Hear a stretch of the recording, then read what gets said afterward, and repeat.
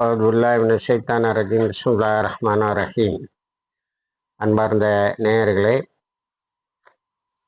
பாலஸ்தீன் மீட்பு என தொடங்கி கடைசியில் அமெரிக்காவுக்கும் ஈரானுக்கும் இடையான யுத்தம் என வந்து நிற்கிறது. இதில் மீண்டும் பாலஸ்தீன விடுதலை தலைதூக்கி இருக்கிறது. முதலில் இப்பொழுது அமெரிக்கா ஒரு 2 வாரத்திற்கு தொடர்ந்து ஈரானை தாக்குவோம் என்று சொல்லி இருக்கிறார்கள். காரணம் என்னவென்று சொன்னால், அமெரிக்கா மிகப்பெரியதொரு அதிர்ச்சிக்கு உள்ளாகி இருக்கிறது. 600 அமெரிக்க இராணுவத்தினர் ஜோர்டானுடைய தளத்தில் இருந்து அழிக்கப்பட்டு இருக்கிறார்கள். ரொம்ப கேவலமா அவங்கள வந்து ஐடென்டிஃபை பண்ண முடியல, அவங்களை நாங்கள் அடையாளம் காண முடியவில்லை என்று சொல்லக்கூடிய அளவுக்கு. இதில் இஸ்ரேல் ஒரு தகவல் கொடுக்குது, ட்ரோன்ஸ் வச்சு தான் தாக்கி இருக்காங்க, அது பக்கத்தில் இருந்து தான் போயிருக்கு. அப்போ பக்கம்னு சொன்னால் யாரு? அதுக்கு பக்கத்தில் இருக்கக்கூடிய நாடுகள் ஏதோ அதை தாக்கி இருக்கேன்னு சொல்லலாமா? ஈரான் வந்து இல்லை, நாங்கள் தான் தாக்கணும்னு சொல்லுது. அப்போ உள்ளுக்குள்ளால பூந்துருக்காங்கங்கிறது தான் இதில் உள்ள தகவல். நமக்கு அது இன்னும் ஓரிரு நாட்களில் வெளியாகும். இப்போ 600 பேரோட மரணத்தை எப்படி மறைக்கிறது? ஒன்று வந்து நாங்கள் 2 வாரத்துக்கு தொடுத்து தாக்கிட்டு இருக்கோம்னு, இப்போ ட்ரம்போடைய 2 வாரத்துக்கு தொடுத்து தாக்குவதற்கு திட்டம் போட்டு இருக்கிறோம்னு ட்ரம்போடைய பேட்டியை இப்போ யாரும் ரொம்ப சீரியஸாக எடுத்துக்கல. அங்கே கேட்குறேன்னா, we are winning, going on winning, great victory, great victory. எத்தனை நாளையா? ஏதாரம் 6 மாதம் ஆகுது. அப்போ கிரேட் விக்டரி, இப்போ கிரேட் விக்டரிங்கிறதுக்கு எந்த அர்த்தமும் இல்லை. இப்போ ஈரானு ஸ்ட்ராட்டஜியை வேற மாற்றிக்கிட்டு தான், அமெரிக்கா அடிக்கும்போது தான் அடிப்போங்கிறத மாற்றிக்கிட்டு, நமக்கு எப்பமெல்லாம் சௌகரியப்படுதோ அப்பமெல்லாம் அமெரிக்காவினுடைய வளைகுடா நாடுகளுடைய தளங்களை நாம் அழிக்கலாம் என்று. இப்போ அதுக்கு பிறகு ஜோர்டானில் தொடர்ந்து நேற்றும் இன்னைக்கும் தாக்குதல் நடந்திருக்கு. இப்போ ஜோர்டான் மக்கள்லாம் கலந்து எடுத்தாங்க. நான் ஏற்கனவே ஒரு 100 அரசியல் முக்கியத்துவம் வாய்ந்த மக்கள் அமெரிக்காவுக்கு பேஸ் கொடுத்தது பெரிய தப்பாக போச்சு, அதனால் அமெரிக்காவின் பேஸை வெளியில் அனுப்பணும்னு இப்போ ஒரு 130 அரசியல்வாதிகள், கல்வியாளர்கள், கலாச்சார சிந்தனையாளர்கள், ஆய்வாளர்கள், அடுத்தது ட்ரேட் யூனியன்ஸு, வியாபார அதாவது தொழிலாளர் சங்கங்கள், ட்ரைபல் ஃபிகர்ஸு, அதாவது பிராந்திய அல்லது நாட்டுப்புற மக்கள், இதெல்லாம் விட ரொம்ப முக்கியம் என்னன்னா மிலிட்டரி அபிஷியல்ஸ். வேறு இராணுவத்தில் உள்ள அதிகாரிகள் இது சொல்லியிருக்காங்க. இது ஒரு பெரிய ஹெட்டேக்காக போச்சு, ஒரு நிம்மதி இல்லாமல் போச்சு. ஒரு ஜோர்டானுடைய பெயர் சொல்ல விரும்பாத ஒரு இராணுவ அதிகாரி என்ன சொல்லியிருக்காங்கன்னா, we are a nation in peace, but this conflict made us a confronting country. நம்மளையும் ஒரு போர்க்களத்துக்கு அழைக்கக்கூடிய ஒரு இதாக போச்சுது. அப்போ இதில் இப்போ குறுக்க நிற்கிறது என்னன்னா, 2021ஆம் ஆண்டு போட்ட ஒரு ஒப்பந்தம். அமெரிக்காவினுடைய தளங்களை ஜோர்டானில் வச்சுருப்போம், அதுக்கு $1.5 பில்லியன் வருஷந்தோறும் ஜோர்டானுக்கு கொடுப்போம்னு அதை தூக்கி தூர வீசுங்கன்ட்டாங்க.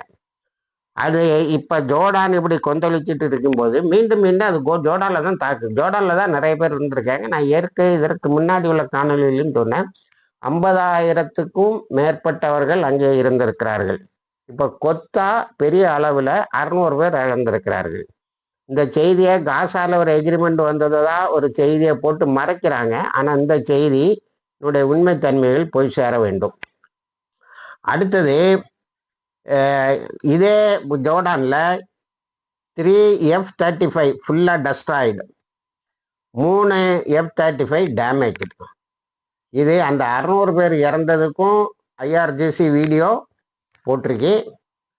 அதே போல் இந்த F-35 அழிஞ்சதுக்கும் F-35 போர் விமானங்கள் உடைந்ததற்கும் சேட்டலைட் இமேஜஸை பப்ளிஷ் பண்ணிடுறேன். அடுத்தது ஈரானுடைய தாக்குதல் ஷேக் ஈசா, ஏர்பேஸ்ங்கிற இதில் தாக்கியிருக்கு. அது இன்னும் எல்லா செய்தி ஊடகங்கள்ல அதிகமாக சொல்கிறாங்க. அது பஹ்ரைன். Attack significant damage. அதாவது பஹ்ரைனில் தான் எல்லா விதமான வான்தடைகளையும் அமெரிக்கா கொண்டு போய் குவித்திருக்கிறது. ஜோர்டானில் உள்ளது ஒன்றும் புண்ணியம் பண்ணல, பஹ்ரைனில் கொடுத்துருக்கு. அந்த செய்தி ஓடும்போதே எப்படி வருதுன்னு சொன்னால், டஸ்பைட் மல்டிபிள் ஏர் டிஃபென்ஸ் சிஸ்டம், அந்த ஷேக் ஈசா ஏர்பேஸை பாதுகாக்கிறதுக்கு ஏராளமான வான்வழி தடைகள் இருந்தும் அது அளிக்கப்பட்டு இருக்கிறது. அப்போ அங்கேயா ஏராளமான வான்வழி தடைகளை வைக்க வேண்டும்? அங்கே முக்கியமான இஸ்ரேலுடைய அமெரிக்காவுடைய ஃபைட்டர் ஜெட்ஸ் இருந்திருக்கு, அவ்வளோத்தையும் அழிச்சிருக்காங்க. இராணுவத்தினர் இருந்திருக்கிறார்கள், அவர்களே அழித்திருக்கிறார்கள். அடுத்தது குவைத்து. அதே போல் குவைத்தை அடிச்சிருக்கு. அஹ்மத் அல் ஜப்பார் யுஎஸ் பேஸ் இன் குவைத் தாக்கியிருக்கிறார்கள். அதில் நிறைய அமெரிக்க இராணுவத்தினர் இறந்திருக்கிறார்கள். இந்த தாடு கீடெல்லாம் ஒன்றும் அங்கே புண்ணியம் போடல, தளங்களை அடித்து நிமித்திக்கிட்டே இருக்கான். இப்போ ஈரான் இன்னும் நிறைய ஒரு லிஸ்ட்டை வச்சிருக்கு. அதில் அமெரிக்காவினுடைய வியாபார நிறுவனங்கள், சிஐஏ உடைய செயலகங்கள் இதெல்லாம் வருது. அதனால இப்போ இந்த 600 பேர் இறந்த செய்தியை எப்படி மறைக்கிறேன்னா, காசாவில் ஒப்பந்தம் கொண்டு வந்துட்டோம், காசாவினுடைய மறுமலர்ச்சிக்கு நாங்கள் இது கொண்டு வந்துட்டோம்னு மறைக்க பார்க்கிறார்கள். ஆனால் அடிபலமாக விழுந்திருக்கு. அப்போ இவ்வளவு தாக்குதலுக்கும் அது சும்மா இருந்ததா? அமெரிக்கா இல்லை. குசும் ஐலண்டில் ஒரு பில்டிங்கை உடைச்சிருக்கு. இதை ஈரான் 3 பேர் இறந்தார்கள்னு ரொம்ப சிம்பிளாக சொல்லிட்டு போய்விட்டது. ஆனால் அல் ஜசீரா உட்பட்ட ஊடகங்கள் என்ன சொல்லுதுன்னா, குசும் ஐலண்ட் மாசக்கர்ன்னு சொல்லுது. அப்போ 4 பேர் இறந்தாலும் அது மாசக்கர்ன்னு சொல்லுவாங்க. ஆனால் கூட்டுப்படுகொலையே அங்கே நடந்திருக்கிறது, அங்கே நிறைய பேர் அப்போ இறந்துருக்காங்க. இதுக்கு கவுண்டர் என்னன்னா, அங்கே நிறைய பேரை அமெரிக்கா ஈரான் குடி வச்சிருக்கல, தொடக்க காலத்திலிருந்து இதை தாக்குவான்னு தெரிஞ்சு அந்த குடிமக்களை அகற்றி விட்டார்கள். அதனால தான் மினிமம் டேமேஜ்னு சொல்கிறாங்க.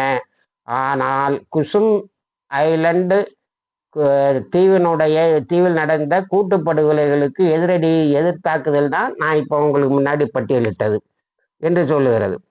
அப்புறம் இன்னும் 2 வாரத்துக்கு நாங்கள் தொடர்ந்து தாக்குவோம் என சொல்லி இருக்கிறார்கள். அது தாக்கட்டும், தகர்க்கட்டும், என்ன வேண்டுமானாலும் நடக்கட்டும் என்பது போல் அது போய்கொண்டு இருக்கிறது.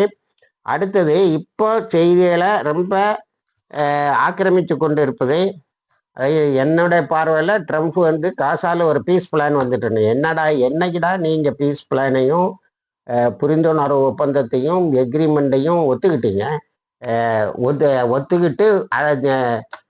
ஒத்துக்கிட்டதையும் நீங்கள் என்றைக்குமே செயல்படுத்தினே கிடையாது. உங்களுக்கு 4 முஸ்லீம் பணம் எங்கேயாவது விழணும், அது அரபு நாடுகளில் விழுந்துக்கிட்டு இருக்கணும், அது அவங்களோட எண்ணெய் உங்களுக்கு பயன்படுத்திக்கிட்டு இருக்கணும். இப்போ இது நம்ம அதுக்கு முன்னாடி காசாக்கு முன்னாடி ஹர்மூஸை முடிச்சிருவோம்.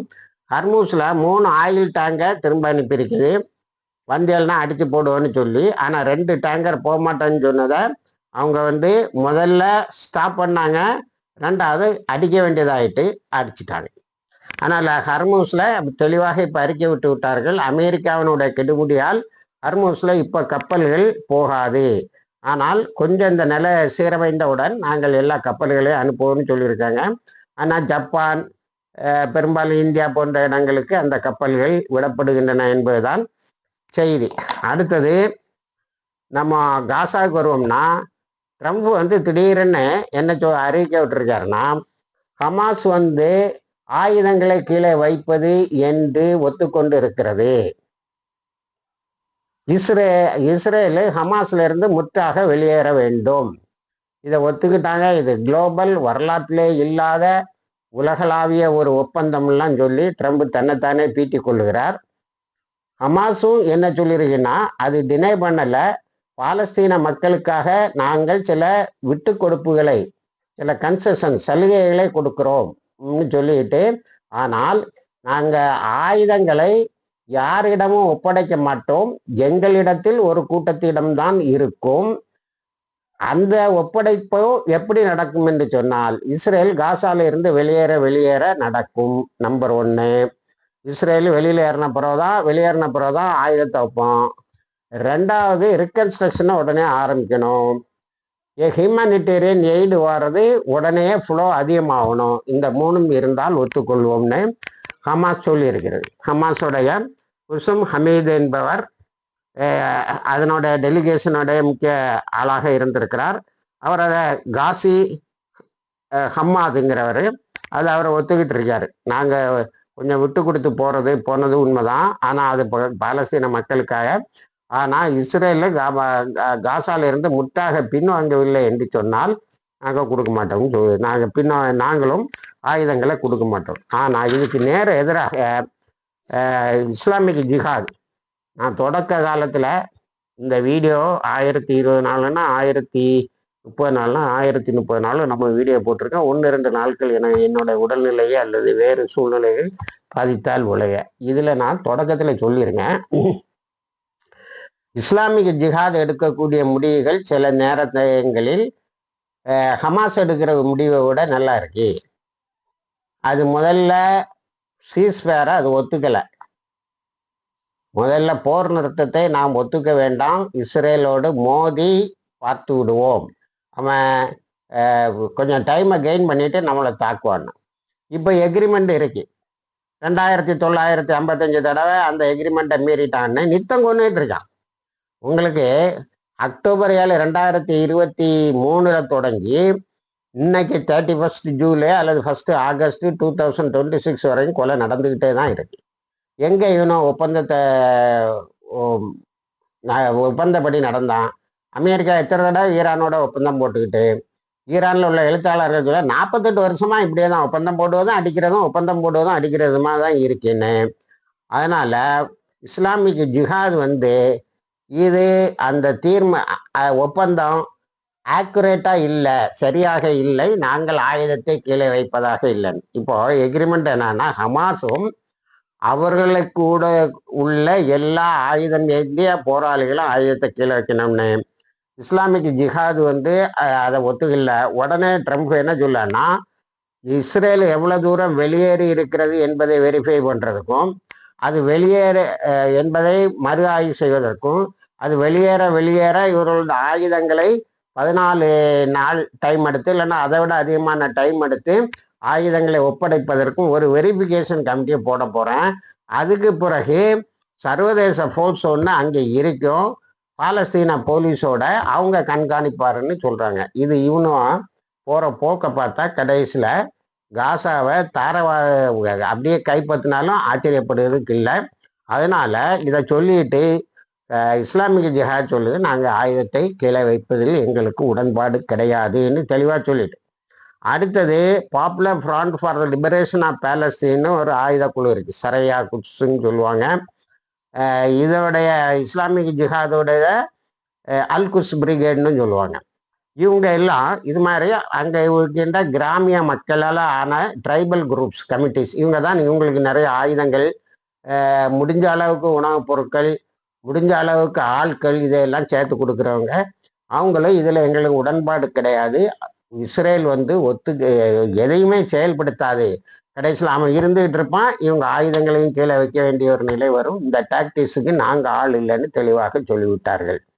இப்போ இஸ்ரேலில் என்ன பேசிக்கிட்டாங்கன்னா, இஸ்ரேல் எஸ் பார்ட்டின்னு ஒன்று இருக்கேன், அவன் சொல்லான் இஸ்ரேல் சீரழிஞ்சு கிடக்கி, அதனால நத்தியானு சரண்டர் ஆயிட்டான், வார் அப்ஜெக்டிவ் என்ன, ஹமாஸை முற்றாக அழிக்க வேண்டும் அப்படின்னு இருந்தது.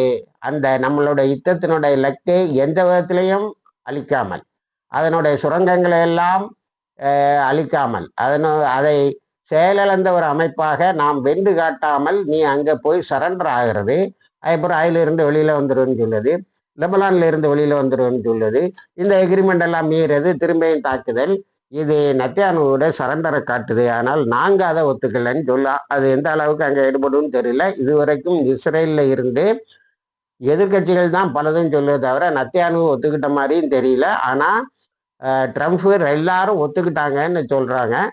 இந்த பென்கர்னு ஒருத்தருக்கு ஒன்றில் அவன் என்ன சொல்லான்னா, இதுக்கு எங்களுக்கு இந்த உடன்பாடு எங்களுக்கு, நாங்கள் ஃபுல்லாக காசால செட்டில்மெண்ட் வைக்க போறோம்னு சொல்லிட்டு இருக்கான். இது இப்படி ஒரு குழப்பத்தில் கிடக்கா. அடுத்தது லெபனானில் வந்து சதர்ன் லெபனானில் இன்னைக்கு தாக்கியிருக்கான். இந்த எக்ரிமெண்ட்டு, அதாவது ட்ரைலேட்டரல் எக்ரிமெண்ட்டுன்னு பேர் அதுக்கு. வாஷிங்டன்னு, லெபனானு, அடுத்தது இஸ்ரேல் 3 வருஷமாக சேர்ந்து போட்ட ஒப்பந்தம் செயல்படுத்தப்பட்டு கொண்டிருக்கக்கூடிய நேரத்தில் இப்படி தாக்குதல் சதர்ன் லெபனானில் நிறைய தாக்குதல் நடந்திருக்கிறது. அதனால் நாங்கள் இந்த ஒப்பந்தத்தை இஸ்ரேல் மீறிக்கொண்டே இருப்பதால் நாங்களும் ஒப்பந்தத்தை கட்டுப்பட மாட்டோம். ஹிஸ்புல்லாவை டிஸ்ஆர்மமெண்ட்டுங்கிறது எங்கள் கையில் இல்லாத விஷயம்னு அவர் தெளிவாக சொல்லிவிட்டார். அடுத்தது ஹிஸ்புல்லா வந்து ஈராக்கில் ஒரு தாக்குதல் நடந்து பாருங்க. ஈராக்கில் அமெரிக்காவும் சவுதியும் சேர்ந்து ஒரு தாக்குதலை IRGC பேஸுன்னு அதை சொல்கிறாங்க. இஸ்லாமிக் ரெவல்யூஷனரி காட்ஸ் காப்ஸினுடைய பேஸுன்னு சொல்கிறாங்க. அதை தாக்கியதுக்கு ஹிஸ்புல்லா பதிலடி கொடுப்பேன் என்று சொல்லியிருக்கிறது. இப்போ சவுதி அரேபியா ஒரு பெரிய சிக்கலில் மாட்டிருக்கு. அது என்னன்னா, பாபுல் மண்டபு, ரெட்ஸி எல்லாம் பிளாக் பண்ணிட்டதால அதனால் ஆயில் எக்ஸ்போர்ட்டு முட்டாக தடை போட்டு விட்டது. அது வந்து ஒரு 14 கண்ட்ரிஸை ஒன்றா சேர்த்து ஹர்மோஸ் ஓப்பனிங், அதே மாதிரி இந்த ரெட்ஸி ஓப்பனிங்னு ஒரு மூமெண்ட்டை தொடங்கியிருக்கு. அதில் எல்லாமே அமெரிக்காவினுடைய அடிவரடிகள் தான். சவுதி அரேபியா, துருக்கி, Kuwait, Bahrain, Qatar, Jordan, Egypt, Pakistan, Somalia, Bangladesh, Yemen, Bangladesh, Sudan and Comoros. யமனில் இருக்கக்கூடிய நம்ம ஹிஸ்புல்லாவுக்கு எதிரான ஒரு அமைப்பையும் அதில் சேர்த்துருக்கேனோ. ஆனால் இது ஒன்றும் எடுபடாது. ஹிஸ்புல்லா தெளிவாக சொல்லிட்டு மக்கள் எல்லாம் நேற்று ஒரு பெரிய ஊர்வலத்தை நடத்தி காட்டிவிட்டார்கள். என்னன்னு சொன்னால், நாங்கள் சவுதியினுடைய பிளாக்கேடுக்கு பிளாக்கேடு, சவுதி எங்களை தடுத்தா நாங்கள் அதை தடுப்போம், சவுதி எங்களை அடித்தா நாங்கள் திரும்ப அடிப்போம் என்பதில் உறுதியாக இருக்கிறார்கள். இப்படி இந்த யுத்தம் பல்வேறு கோணங்களிலும் போய்கொண்டு இருக்கும்போது அல்-அக்ஸா பள்ளிவாசலில் 70,000 பேர் இன்னைக்கு ஜும்மா தொழுதுருக்காங்க. ஒருவேளை இந்த வீடியோ உங்களுக்கு நாளைக்கு வந்தால், நாளைக்கு இன்னைக்கு வெள்ளிக்கிழமை ஜும்மாவை 31/7 வந்து 70,000 பேர் தொழுதுருக்காங்க. இதுக்கு அங்கே ஒரு இளைஞர் கூட்டம் அப்போ ஆட்களை மொபிலைஸ் பண்ணோம்னு சொன்னோம்ல, நம்ம இதுக்கு முன்னாடி சொல்லியிருக்கோம். அந்த கூட்டம் அவ்வளோ கடுபிடிகளையும் தாண்டி மக்களை கொண்டு வந்து அல்-அக்ஸால சேர்த்துருக்காங்க. 60,000 65,000 ஆகி இந்த வெள்ளிக்கிழமை 70,000 ஆகி இருக்கிறது. இது அந்த மக்களுடைய வில் பவரை காட்டுதுன்னு சொல்கிறாங்க.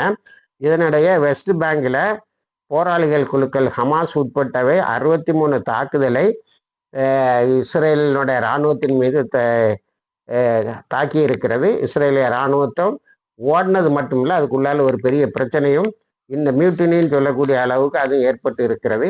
இணைந்திருங்கள், தகவல்களை தருகிறோம். வாஹிர் தவானா அல்ஹம்துலில்லாஹி ரப்பில் ஆலமீன்.